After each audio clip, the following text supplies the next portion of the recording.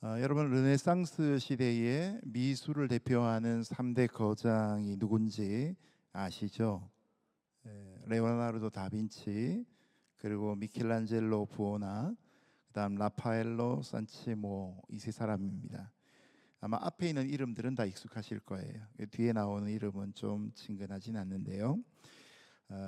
다빈치와 미켈란젤로, 라파엘로, 이 세 사람이 대표적인 미술의 3대 거장입니다. 그 중에서 미켈란젤로는 피에타 상으로 유명합니다. 예수님이 십자가에 달리셔서 시신이 내려졌을 때 성모 마리아가 예수의 시신을 안고 있는 광경. 지금도 바티칸에 가면 성 베드로 성당 입구에 이 피에타가 있습니다. 들어가서 보면 아주 젊은 마리아와 젊은 예수님의 형상이 마치 대리석이 너무나 부드럽게 조각이 되어 있는 걸 봅니다. 사실은 이 피에타상의 백미는 우리가 서서 정면으로 보는 것이 아니라 위에서부터 아래를 내다봐야 합니다. 바로 하나님의 관점에서 내려다볼 때, 아마 여러분 예배를 마치시고 검색을 해보시면 제가 드리는 말씀이 뭔지를 아실 겁니다. 그 이외에도 유명한 다비드상, 다윗상이죠. 조각뿐만 아니라 천지창조와 최후의 심판 같은 그런 명작들을 남겼습니다. 이런 미켈란젤로가 사실은 14살 때부터 보톨도 지오바니라는 위대한 조각가에 의해서 사사를 받게 됩니다. 일찍부터 탁월한 감각을 갖고 있는 것을 알게 되었고, 스승은 그를 제자를 삼아서 훈련을 시킵니다. 그런데 이 보톨도 지오바니가 어느 날 미켈란젤로를 향하여 질문을 합니다. 위대한 조각가가 되려고 하면 너는 무엇이 가장 필요하다고 생각을 하느냐? 동양은 아니지만 서양에서도 이런 선문답 같은 대화, 질문들이 나눠질 수 있는 것 같습니다. 위대한 조각가가 되려면 무엇이 필요한가? 10대 초반의 나이에서 미켈란젤로가 이것을 대답한다는 것은 쉬운 일은 아니었겠지만, 미켈란젤로의 입에서는 제가 갖고 있는 재능을 더욱 갈고 다듬어야 되겠습니다 라는 그런 정답이 나오게 됩니다. 여러분, 스승과 제자 사이에서 이런 질문에 대해서 정답이 나오면 스승의 의도를 간파하지 못한 것입니다. 스승은 뭔가 일상적이지 않은 더 본질적인 대답을 듣고 싶어하는 마음이 있기 때문에 뻔해 보이지만 뻔하지 않은 질문을 하는 것이죠. 이때 보톨도 지오바니가 자신의 제자 미켈란젤로를 향하여 이렇게 조언을 합니다. 너는 먼저 너의 재능을 무엇을 위해 쓸 것인지를 결정해야 한다. 재능을 갈고 다듬는 것도 중요하지만 이 재능이 무엇을 위해, what for what, 이 의미를 알아야 된다. 그것이 결정되어야 된다라고 조언을 합니다. 여러분, 미켈란젤로의 평생, 그의 89세가 될 때까지 했던 작품들을 보시면 우리 입장에서 보면 굉장히 기술이 뛰어날 뿐만 아니라 성경적인 밸런스가 참 잡혀 있는 걸 보게 되죠. 천지창조 같은 경우에도 하나님의 손가락 끝과 아담의 손가락 끝 사이에 몇 미리의 차이가 나지 않습니까? 붙여놓은 게 아니라 떨어뜨려 놓았음으로 인해서 주는 영감이 굉장히 강합니다. 이랬던 미켈란젤로였기 때문에 이 스승이 원하는 답이 무엇일지를 그제서야 간파를 하고 그는 이렇게 고백을 합니다. 하나님을 위해, 하나님을 위해, 하나님을 위해 쓰겠습니다. 마치 기드온의 병사들이 기드온을 위하여라고 외쳤던 것처럼 더 본질적으로 미켈란젤로가 갖고 있던 그 재능을 하나님을 위해 쓰겠다, 3번이나 연거푸 고백하고 외쳤던 것입니다. 여러분, 좀 전에 설명드렸던 그 피에타는 사실 미켈란젤로가 24살 때 조각한 작품입니다. 그래서 마리아도 젊고 예수님도 젊게 나타나는 것이죠. 그런데 그는 24살부터 이미 거장의 반열에 올랐습니다. 그럼에도 불구하고 그의 인생은 크게 시작하여 작게 끝나는 것이 아니라 처음부터 위대한 재능을 갖고 있었지만 끝까지 하나님 앞에 쓰임받는 귀중한 모습을 우리에게 보여줍니다. 바로 하나님의 영광을 위해 받은 재능을 꾸준히 썼던 모습을 보게 되는 것입니다. 여러분, 세상에 보면 많은 재능을 갖고 자기만을 위해 쓰는 사람이 있는가 하면 적은 재능을 받았지만 하나님을 위해 쓰므로 인해서 귀하게 쓰임 받는 사람들도 있습니다. 세상의 기준에 의해서라면 우리가 많은 재능을 먼저 받기를 원하겠지만, 그러나 하나님 우리에게 받은 재능을 어떻게 사용할 것인가, 누구를 위해 쓸 것인가, 그 태도, 애티튜드를 더 중요하게 여기십니다. 하나님이 이 가운데 계신 저와 여러분 모두에게 시간과 건강과 은사에 관련된 모든 것들을 나누어 주셨죠. 중요한 것은 우리가 얼마나 많이 받았느냐가 아니라 받은 그것을 무엇을 위해 쓰는가 하는 것입니다. 자, 그런 의미에서 오늘 본문을 보시면 이 여호수아와 요셉 자손 사이에 대화가 나타납니다. 설교서도에 말씀드렸던 이 보톨로 지오바니와 미켈란젤로 사이의 대답과 질문은 아니었지만 이 질문과 대답 속에 보면 바로 우리가 중요하게 여겨야 될 스스로 개척하는 믿음, 내가 받은 것을 가지고 하나님의 영광을 위해 어떻게 쓰임받아야 될 것인가를 보여주는 귀한 교훈이 주어지고 있습니다. 오늘 이 말씀을 통해서 저와 여러분의 믿음이 사장되어지지 않고 하나님 앞에 귀하게 쓰임받는 역사가 있기를 예수님 이름으로 축복합니다. 먼저 14절 말씀을 같이 읽겠습니다. 14절 함께 읽습니다. 시작. 요셉의 자손들이 여호수아에게 말했습니다. 여호와께서 지금까지 내게 큰 복을 주셔서 내가 큰 민족이 됐는데 왜 내게 한 번만 제비를 뽑아 한 목만 유산으로 주십니까? 아멘. 14장부터 시작해서 이제 9지파 반의 가나안 땅에서의 분배가 이루어지기 시작합니다. 그런데 요셉의 자손들이 여호수아 앞에 나와서 땅 분배에 대해서 불만이 있다고 따지기 시작합니다. 여러분, 우리가 읽었던 본문에 보면 14절에 보면 지금까지 내게 큰 복을 주셔서, 그 다음에 내가 큰 민족이 되었는데, 큰 복을 하나님이 주시니까 큰 민족이 되었습니다. 그럼 세 번째, 땅에 관련되어서는 어떤 단어가 나와야 될까요? 여기에도 큰이 붙어야 되지 않겠습니까? 큰 복을 받아 큰 민족이 되었으면 큰 땅을 주셔야 되는데, 이것이 바로 요셉의 자손들의 기대였습니다. 그러나 16장 1절부터 4절까지를 보시면 요셉 지파가 레위 지파가 빠진 자리에서 에브라임과 므낫세 두 지파로 나눠지지 않습니까? 두 몫을 가지게 됩니다. 그런데 이상하게도 제비 뽑기는 한 번만 하고 그칩니다. 그리고 그렇게 분배를 받은 땅이 자신들의 기대에 비해서 너무나 작았고 또한 척박했기 때문에 큰 복, 큰 민족, 큰 땅의 공식이 통하지 않고 큰 복, 큰 민족, 작고 척박한 땅, 여기에 이들이 이제 불만을 표현하기 시작합니다. 이럴 만한 배경들이 있습니다. 창세기 49장에 보면 족장이었던 야곱이 12아들을 각각 축복을 합니다. 그때 요셉에게 주어진 축복의 내용은 우리가 복음 성가로도 많이 부르는 내용입니다. 담장 너머로 뻗은 나무가 되는 거죠.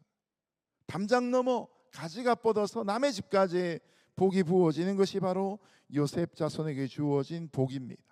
그래서 레위 지파가 땅을 분배받지 않을 때 요셉 지파는 두 지파로 나눠지는 배가의 결과가 나오게 되죠. 그러니 당연히 그들은 적어도 가나안 땅 동쪽에 있었던 절반의 지파, 그 땅을 빼고 나서도 이제 한 지파 반이 남았기 때문에 당연히 에브라임과 므낫세 반 지파가 적어도 우리는 1.5배를 받아야 되겠다, 이런 생각을 하지 않았을까 싶습니다.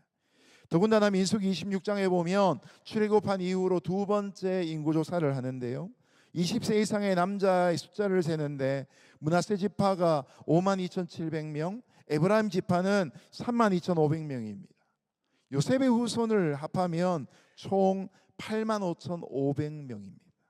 여러분, 이때 가장 많다고 이야기하는 유다 지파, 장자 지파라고 불리는 유다 지파가 76,500명이었기 때문에 유다 지파보다 이 요셉의 지파가 더 많아서 당연히 인구가 많으면 더 넓은 땅을 원해야 되지 않겠습니까? 이런 이유들로 인해서 그들은 스스로 큰 민족이라고 정체성을 갖고 있을 뿐만 아니라 이 좁은 땅을 받은 것에 있어서는 뭔가 착오가 있다는 생각을 하게 되었고, 불평이 가득한 상태에서 지금 여호수아를 향해 불만을 제기하러 나왔던 것입니다. 우리는 성경을 읽을 때 굉장히 점잖게 읽었지만 그들의 어투에는 욕심과 교만이 서려져 있습니다. 큰 복, 큰 민족, 큰 땅이어야 하는 교만이 담겨져 있었던 것이죠. 여러분, 이 모든 것들이 다 어디에서 출발하는 문제입니까? 우리가 뭐 정치 제도 이데올로기 안에도 자본주의가 있고 공산주의, 사회주의 여러 제도들이 있지만 가장 힘든 것이 뭐냐? 분배가 가장 힘듭니다. 제가 일찍 한국에 들어와서 어머니와 3박 4일을 같이 지냈는데 저희 어머니는 당신이 낳으신 3남매에게 어떻게 하면 유산을 공평하게 나눠줄까? 여기에 고민이 참 많은 분입니다. 그래서 장부에 일일이 용돈 주는 것까지 다 세시면서 적습니다. 장남에게 조금 더 줄까 봐. 그러면 차남과 막내딸이 섭섭해할까 봐. 그래서 이 균형 감각을 가지려고 너무너무 애쓰시고 계십니다. 그만큼 분배가 중요하죠. 왜냐하면 이 분배를 잘못하면 부모님 돌아가시고 나서 형제들이 서로 보지도 않고 사는 아주 척을 지는 일들이 있기 때문이죠. 군대를 다녀오신 분들은 이 명언을 다 기억하실 것입니다. 작전에 실패한 지휘관은 용서받을 수 있어도 배식에 실패한 주방장은 용서받을 수 없다. 군대에서 소세지 하나 더 주냐 덜 주냐 이거 따라 가지고 큰 화근이 생길 수 있는 것이죠. 첫 번째 대지에 제가 소제목을 붙였는데요. 잘못된 비교는 갈등을 일으킵니다 라고 정했습니다. 지금 요셉의 지파가 여호수아 앞에 나와서 잘못된 기준을 가지고 갈등을 촉발시키고 있는 것이죠. 여러분, 요셉 자손의 이런 모습을 보면 반면교사로 떠오르는 좋은 모델이 하나 있죠. 바로 여호수아 14장 이미 지나온 본문이지만 여러분이 설교를 들으셨겠지만 바로 갈렙의 모범입니다. 갈렙은 당시에 이스라엘의 2인자였습니다. 이미 그는 45년 전에 가나안 땅 정탐을 통해서 하나님에게 직접 약속을 받았던 인물입니다. 갈렙은 누구보다도 먼저 우선권을 발휘할 수 있는 특권을 가진 사람이었습니다. 그런데 좋은 땅을 선택할 수 있는 기득권을 포기하고 그는 여호수아 14장 12절에 이 산지를 내게 주소서라고 하면서 아직 점령되지 못한 척박한 땅을 스스로 선택합니다. 여러분, 이것이 14장에 나왔던 일이기 때문에 이 사건에 대해서 이미 요셉 지파는 다 들어서 알고 있는 것이었을 것입니다. 우리가 가만히 보면 비교할 때 제대로 비교하지 않습니다. 내가 가진 장점과 남이 가진 단점, 같은 항목을 비교하면서 우리는 우월감에 빠지기도 하고요. 거꾸로 남이 갖고 있는 어떤 부분의 장점과 꼭 그 부분을 하지 못하는 나의 단점을 비교하면서 열등감에 빠집니다.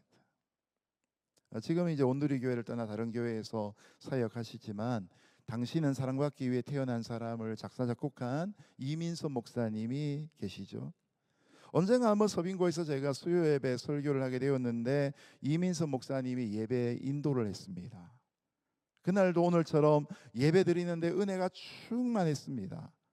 그리고 이제 마지막에 설교자가 나와서 사회와 설교를 겸해서 했기 때문에 마지막 이제 예배 인도자의 기도 끝에 이제 제가 그것을 받아서 그 다음 순서를 진행하고 설교를 해야 되는데 이민섭 전도사님의 머리 꼭지를 바라보고 있는데 마음에 하나님을 향한 원망이 쑥 올라오는 거예요. 하나님, 왜 저한테는 저런 기타의 재능을 안 주셨습니까?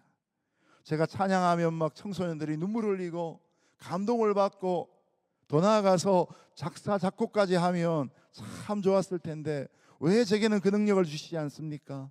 불평을 이렇게 얘기했습니다. 근데 그때 하나님이 마치 저의 뒤통수를 치듯이 하신 말씀이 있었습니다. 너는 큐티나 잘해라 는 말씀이었습니다. 당시 제가 생명의 삶 편집장을 한 3, 4년 정도 했던 때였거든요. 원래 우리는 우리가 받은 것이 얼마나 소중한지를 하나님과의 관계 속에서 살필 수 있어야 합니다.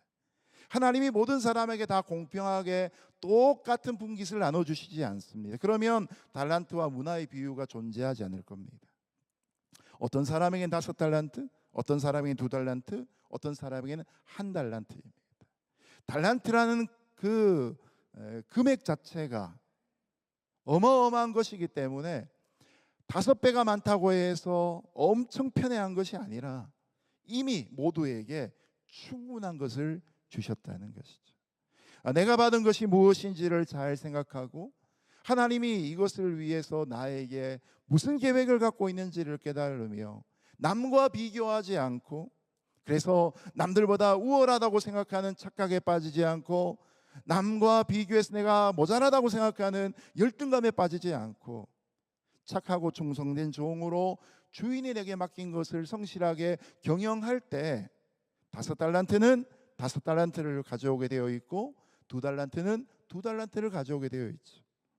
이 순간에 남들과 비교하며 왜 나는 5분의 1, 2분의 1밖에 되지 않는가 불평하고 원망하며 주인이 아주 엄한 사람이라고 주인과의 인격적인 관계를 맺지 못한 그는 결국 그 돈을 땅에 묻어놓고, 요즘 은행 이자가 참 많이 내려갔던데요, 3%, 4% 되는 이자조차도 거두지 못한 상태에서 결국 게으르고 악한 종으로 주님에게 야단맞지 않습니까? 여러분, 오늘도 우리가 하나님 앞에 쓰임받을 때에 비교를 사절할 수 있기를 예수님 이름으로 축복합니다. 고유한 나만의 부르심이 있고 우리는 연합하여 몸의 지체로서 하나님을 함께 섬기고 있다라는 이 사실을 기억하고 경쟁 구도가 아니라 연합의 구도로 나아갈 수 있기를 주님 이름으로 축복합니다. 비교는 불만을 낳고 불만은 불신앙을 가져오게 됩니다. 하나님께 받은 분량을 감사하지 못하면 남의 떡이 더 크게 보이게 되어 있고 내 떡은 작게 여겨지게 됩니다. 그러므로 우리의 신앙의 생명을 갉아먹는 비교와 불평을 떠나 내게 주신 것에 감사하며 충성하며 헌신할 수 있는 믿음의 삶을 살아가는 저와 여러분 되시기를 주님 이름으로 축복합니다. 두 번째로 15절과 16절 말씀 같이 읽겠습니다. 시작. 여호수아가 그들에게 대답했습니다. 내가 큰 민족이 됐다면 에브라임 산이 내게 너무 좁을 테니 살림으로 올라가서 브리스 사람과 르바임 사람의 땅에서 스스로 개척하여라. 요셉의 자손들이 대답했습니다. 산악 지역은 충분하지 않습니다. 게다가 평지에 사는 모든 가나안 사람들은 벳산과 그 주변에 사는 사람이나 이스라엘 골짜기에 사는 사람도 모두 철 전차를 가지고 있습니다. 아멘. 여러분, 이 요셉 지파가 여호수아에게 나와서 불평할 때에 이 여호수아의 마음은 좀 힘들었을 겁니다. 여러분, 여호수아의 출신이 어딘지 아십니까? 에브라임 지파입니다. 요셉의 지파가 므낫세와 에브라임으로 나눠지잖아요. 근데 그 에브라임 지파에 여호수아도 속해 있었던 거죠. 자기의 친지가 와서 이 부탁을 하는데 거절해야 되는 것이 참 쉽지 않습니다. 그러나 인정 때문에 공의를 저버리면 공동체가 제대로 설 수 없고 하나님의 역사가 온전하게 이루어질 수가 없지요. 그래서 여호수아는 혈연을 뛰어넘어 요셉의 자손들에게 단호하게 그들의 배정이 되어진 에브라임 산지가 너무 작으니까 이제 그 너머의 땅을 좀 내다봐라. 거기에 브리스 사람과 르바임 사람들의 땅도 있는데 스스로 개척 좀 해봐라 라고 도전하고 있는 것이죠. 가까운 사이이기에 이런 제안은 더욱더 호소력이 있고 진정성을 갖고 있는 대안이 되었을 것입니다. 여러분, 이 말을 통해서 여호수아가 주고자 하는 메시지가 무엇입니까? 요셉 자손들이 하나님이 큰 복을 주셔서 큰 민족이 되었기 때문에 그러므로 받은 복으로 받은 큰 민족으로 해야 될 일들도 많다는 사실을 알려주고 있는 것이죠. 제가 사실 오늘 6시 6분에 동대구역에서 출발하는 KTX를 타고 서울역에 내려가지고 또 47분 공항철도를 타고 이제 도착을 했습니다. 아침을 못 먹고 왔습니다. 어머니가 챙겨주시겠다는 걸 한사코 마다하고 왔습니다. 근데 이제 친절하게도 도목사님이 저에게 컵라면 먹겠냐고 얘기하셨습니다. 떠오르는 단어가 하나 있죠. 큰 일꾼, 큰 사발입니다. 제가 집에 가면 저희 어머니 댁에 가면 어머니 항상 저희 밥을 고봉으로 주십니다. 일꾼처럼 밥을 수북하게 쌓아 주십니다. 그러고 말씀하십니다. 아들아, 살 좀 빼라. 이 어머니의 이 불합리한 제안과 이 대접은 참 이해할 수 없습니다. 밥 많이 먹으라 그래 놓고는 살은 빼라 그러고, 어디까지가 사랑이고 어디까지가 어머니의 조언인지 헷갈립니다. 여러분, 그렇습니다. 큰 일꾼은 큰 사발을 먹어야 합니다. 여러분, 큰 일꾼이기 때문에 큰 땅을 차지하는 게 아니고요, 큰 복을 받은 큰 일꾼이면, 큰 민족이면 일할 게 많다는 것이죠. 불만을 가지고 내가 받은 것을 세어보고 위축되고 열등감에 빠져 있는 것이 아니라 그들의 불만 속에 담겨져 있는 의존심을 깨트리도록 여호수아가 지금 도전하고 있는 것이죠. 힘들더라도 가능성을 꿈꾸며 달려나가 보기를 도전하고 있는 것이죠. 여러분, 여기서도 여전히 요셉의 후손들의 관심은 땅의 넓이입니다. 큰 땅을 소유하고 싶어하는 겁니다. 그런데 사실 여호수아가 그들에게 정말 주고 싶은 마음은 뭐냐? 땅의 넓이가 아니라 우리가 가져야 될 개척 정신이 더 중요하다라는 사실입니다. 무엇을 얼마나 많이 받고 소유했는가 관계없이 인생을 스스로 개척하는 사람들의 모습에 보면, 신앙이 아니더라도 일반적인 모습 속에서도 그런 사람들은 끊임없이 성장합니다. 끊임없이 발전합니다. 그리고 열매를 맺습니다. 반면에 의존적인 사람은 주어진 특권 안에서 실컷 누리다가 나중에는 받은 것 또한 제대로 유지하지 못하고 맙니다. 그리고 나중에는 환경이나 주변 사람의 탓을 하게 되고 원망하고 불평하게 되는 것이죠. 그래서 우리에게 있는 속담처럼 잘 되면 제 탓, 못 되면 조상 탓의 모습을 보이는 겁니다.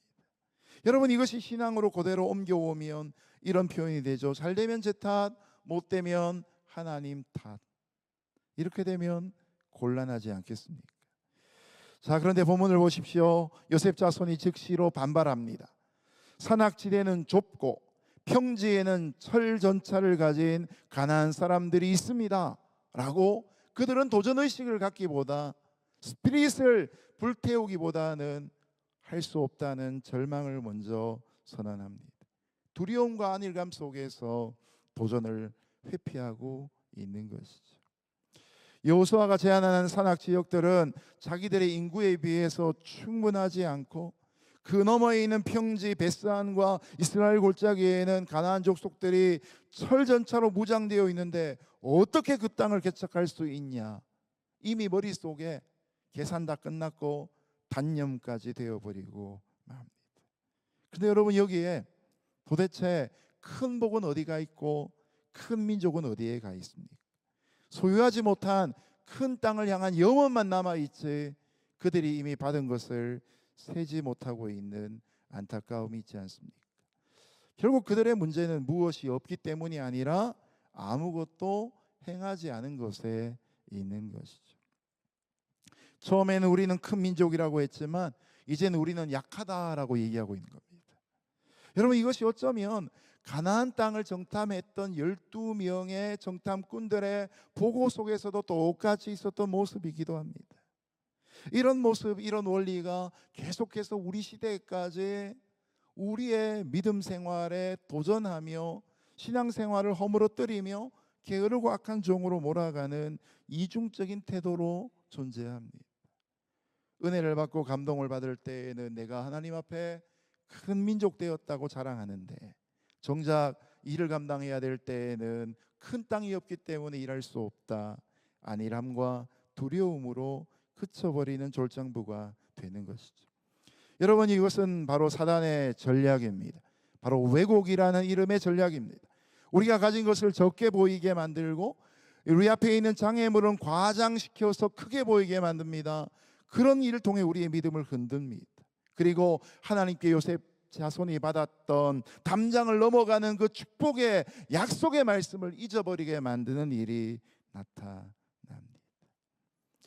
여러분, 오늘 여호수아처럼 주님은 우리에게 이렇게 말씀하실 것입니다. 내가 크다고 생각하느냐? 그러면 큰 땅을 소유하기 전에 적을 몰아내어라. 내가 내게 준 은사를 갖고 너는 지금 무엇을 하고 있느냐? 여러분, 우리가 받은 은사나 직분을 자랑하는 만큼 우리의 삶에는 사역의 열매가 맺혀야 되지 않겠습니까? 신앙의 긴 연조를 자랑하는 것처럼 우리는 믿음의 요동함이 없는 모습이 되어야 될 것입니다. 역사를 자랑하는 것만큼 우리에게는 희생의 모범이 있어야 될 것입니다. 사랑한다고 하는 고백이 클수록 섬김도 구체적이 되어야 할 것입니다. 바라기는 가만히 앉아 세이프티 존, 때로는 컴포트 존에 머물러 있지 않고 주님의 약속의 말씀을 따라 한 걸음 더 내디딤으로 말미암아 홍해가 갈라지는 역사가 있기를 예수님 이름으로 축복합니다. 마지막 17절 18절 같이 읽습니다. 시작. 그러나 여호수아는 요셉의 집 곧 에브라임과 므낫세 지파에게 말했습니다. 너는 큰 민족이고 세력도 크니 한 번에 제비만 뽑을 수는 없다. 산악 지역도 내 것이 될 것이다. 산악 지역일지라도 내가 스스로 개척하여라. 그러면 그 끝자리까지 내 것이 될 것이다. 가나안 사람들이 철전차를 가졌고 힘이 막강하더라도 너는 그들을 쫓아낼 것이다. 아멘. 여호수아는 책망 이후에 이 요셉 지파에게 다시 한번 믿음을 일깨웁니다. 너는 큰 민족이니 산악 지역도 내 것이 될 것이고 평지가 있더라도 그곳에 있는 철전차가 있더라도 그 평지 또한 네 것이 될 것이다. 철전차를 쫓아낼 것이며 그 평지도 너의 것이 될 것이다. 줄로 그은 땅을 허락받고 그 땅을 애지중지하고 그 땅을 갖고 살아가는 것이 아니라 그들에게 주어진 개척의 정신을 가지고 좁은 땅이지만 또 다른 땅을 향하여 확장해 나가는 그런 도전을 주고 있는 것입니다. 여러분, 그런데 17절 하반절에 너는 큰 민족이니 라고 하는 말씀의 의미가 뭡니까? 이것은 오늘 본문을 시작하며 요셉의 자손들이 자신들의 권리와 자기들이 느끼고 있는 이 불평등에 대해서 시비를 걸 때에 그들이 썼던 말 그대로 가지고 와서 다시 한번 요셉 자손을 책망하는 것입니다. 여러분, 요셉 자손은 사실은 한 번의 제비를 뽑는 것으로 충분치 않은 큰 민족입니다. 또한 그들은 큰 세력을 가진 자들입니다. 그러니 철병거 철전차 쫓아내지 못할 이유가 없는 것이죠. 여러분, 우리가 하나님 앞에 불평하는 것, 그 불평 안에 사실은 해답이 있습니다. 우리의 시선이 바뀌어지면 문제도 달라집니다. 저는 장남입니다. 너무나 착한 장남이어서 저는 부모님 슬하를 떠날 것을 청소년 시기에 한 번도 생각해 본 적이 없습니다. 그래서 부모님 옆에서 살 수 있는 가장 좋은 직업이 교사라고 생각하고 사범대학을 갔습니다. 그런데 하나님이 저를 창세기 12장 1절 말씀으로 본토 친척 아비 집을 떠나 내가 내게 지실 땅으로 가라 라고 말씀하셨습니다. 그 20대 초반에 그 말씀의 의미가 이제 50대 중반에 와서 이토록 처절한 것이었나 싶은 마음이 들 때가 종종 있습니다. 왜냐하면 저희 어머니가 치매 초기를 지나고 계시거든요. 3박 4일 동안에 때로는 헛것도 보시고 때로는 까먹으시고 약을 언제 드셨는지 지금이 밤인지 낮인지 장남의 마음이 찢어지는 그런 3박 4일이었습니다. 그런데 제가 좀 전에 설교 전에 예배를 드리면서 찬양을 하면서 제 마음 가운데 하나님이 말씀하셨습니다. 빛의 사자들이여, 그 이후로는 여러분 말씀 안 드려도 되겠죠. 우리가 주님의 부르심을 받고 때로는 인간적인 눈물을 뛰어넘어 섬기고 우리가 하나님의 받은 사명을 이루기 위해서 때로는 고통 가운데 나가야 될 때들도 있습니다. 아마 여러분 다음 주에는 어쩌면 고통과 상처와 피가 절절 흐르는 그런 예배를 드리지 않을까 싶습니다. 목회자보다 선교사님들의 삶이 더 많은 희생과 대가 지불을 하고 있기 때문입니다. 여러분, 우리가 하나님 앞에 불평할 때 하나님은 채 몇 날도 되지 않아 찬양 가운데 우리에게 말씀하기도 하십니다. 때로는 몇 날도 지나지 않아 믿음의 동역자의 입술을 통해서 또한 우리에게 도전하기도 하십니다. 그때 우리의 불평을 따라 살지 말고 그 도전을 따라 살 수 있기를 예수님의 이름으로 축복합니다. 여러분, 여호수아가 어떤 인물입니까? 지금까지 만만치 않은 전투를 수도 없이 치르면서 살아온 사람입니다. 불평 원망하자면 여호수아만큼 할 수 있는 사람이 어디 있겠습니까? 넓은 땅을 달라고 권세를 요구할 것 같았으면 여호수아 이상 말할 사람이 어디 있겠습니까? 그러나 여호수아는 믿음으로 도전하고 하나님이 큰 승리를 주시는 것을 경험한 사람이었기 때문에 이 요셉 지파도 똑같은 모습으로 당장의 승리의 소유가 아니라 계속되는 승리의 공식을 갖고 살아가기를 기대하는 마음으로 도전하고 권면하고 있는 것이죠. 출애굽기 14장 28절에 보면 이스라엘은 이미 이집트의 철전차가 홍해에 잠기는 것을 보고 찬송을 불렀던 사람들입니다. 여호수아 11장에 보면 가나안 북부 하솔왕 야빈의 전차 모두가 불로 태워졌던 그 혁혁한 승리를 그들이 보았던 사람들 아닙니까? 그러니 약속을 다시 기억하고 잠들어 있는 우리의 신앙의 기억을 깨울 때 우리는 과거의 승리가 지금도 유효하다는 사실을 믿고 나갈 수 있게 되는 것이죠. 여러분, 오늘 이 아침에 믿음의 사람으로 두려움이 아니라 하나님의 승리를 기억할 수 있기를 예수님 이름으로 축복합니다. 믿음은 환경을 해석하는 하나님 편의 시각입니다. 승리해야 되는 확신을 갖고 도전하고 싸우면 전쟁은 여호와께 속한 것이기에 약속을 따라 이루어질 줄로 믿습니다. 저와 여러분 모두가 온누리 교회가 40주년을 맞이하며 지금까지 그러했던 것처럼 앞으로도 계속해서 이 믿음의 승전보와 사도행전 29장과 예수바보 행전을 써내려가는 귀한 일꾼들이 될 수 있기를 예수님 이름으로 축복합니다. 오늘 비교 대신에 감사와 불평 대신에 개척으로 하나님의 부르심 앞에 순종하여 저와 여러분의 삶이 하나님에게 착하고 충성된 종으로 칭찬받을 수 있기를 예수님 이름으로 축복합니다. 기도하겠습니다. 고맙고 감사하신 하나님 아버지, 오늘 이 교회를 40년 동안 지켜주시고 귀한 리더십을 통하여서 하나님의 뜻을 우리 가운데 보여주시며 섬기는 귀한 평신도들, 성도들의 사역을 통하여 선교하는 교회가 아니라 선교적 교회로 쓰임받게 하신 것을 감사합니다. 내가 받은 것을 세며 비교하여 분열과 갈등 속에 있는 공동체가 되지 않게 하여 주시고 자신이 받은 것을 하나님 앞에 귀하게 사용하여서 착하고 충성된 종으로 칭찬받는 이들 되게 하여 주시고 끊임없이 열방을 향하여 개척하며 나아가는 믿음의 공동체가 되게 하여 주옵소서. 예수님 이름으로 기도합니다. 아멘.